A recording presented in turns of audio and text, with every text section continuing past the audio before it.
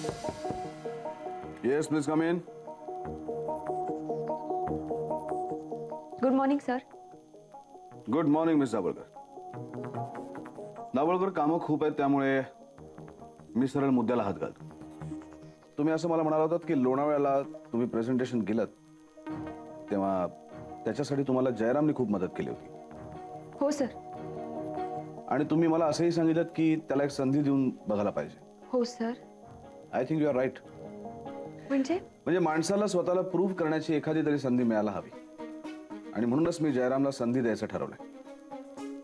आणि मला असं वाटतं की हे जर काम त्यांनी पूर्ण केलं तर त्यांनाही प्रमोशनची संधी मिळेल.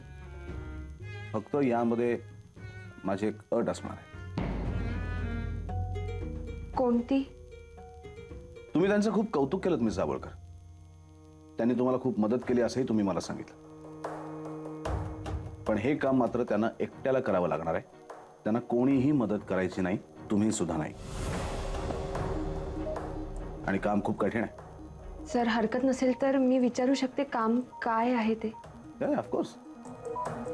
दाभोळकर, आपले अनेक जुने क्लायंट्स आपल्याला सोडून गेलेत.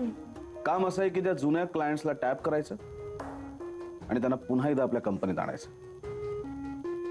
तुम्हाला असं वाटतं त्यांना जमू शकेल? सर मला खात्री आहे की जयराम हे काम नक्कीच करतील. नशीबवान आहेत मिस्टर जयराम. त्यांना तुमच्यासारखी टीम लीडर मिळाली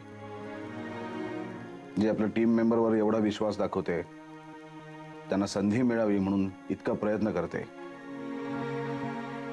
एनिवे, बघूया तुमचं रेकमेंडेशन बरोबर निघते का चुकीचं. या नवीन कामाची जबाबदारी आजच मी त्यांना देणार आहे. Thank you sir.